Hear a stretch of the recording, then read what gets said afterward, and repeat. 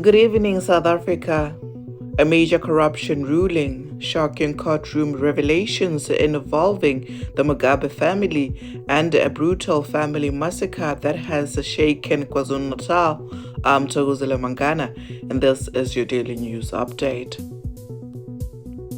The Special Investigating Unit has welcomed the Special Tribunal's ruling against a controversial 85 million rand tender awarded for the construction of a border barrier.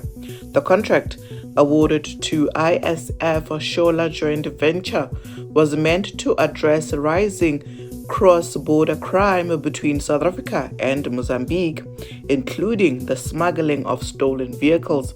However, the SIU says the company allegedly submitted fraudulent documents, including a fake BBEE certificate, failed to meet the key requirements, and left the project incomplete, undermining critical safety efforts. In a dramatic courtroom development, the Alexandra Magistrate Court has heard that the younger son of the late former Zimbabwean President Robert Mugabe, along with his cousin, allegedly paid the victim to keep quiet.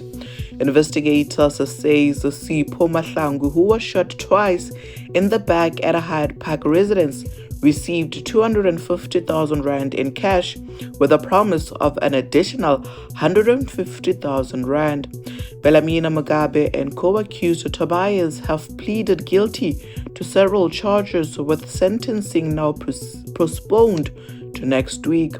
The state is pushing for a harsh sentence, citing lack of cooperation and failure to recover the firearm used in the shooting. The Boksburg Magistrate Court has once again postponed the bail application of suspended EMPD Acting Chief Julius Mkwenazi and Ekurhuleni City Manager Kagiso Lerudla.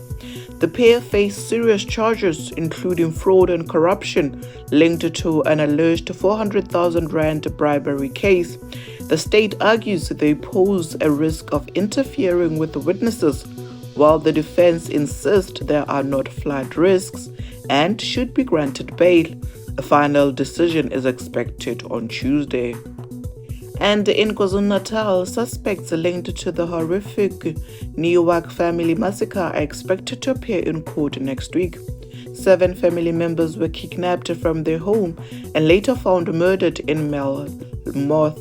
Police say the suspects, one of whom worked for the family, allegedly robbed, assaulted, and killed the victims before making bank transfers from their accounts.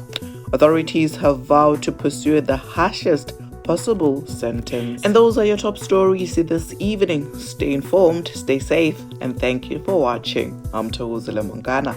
Have a good night.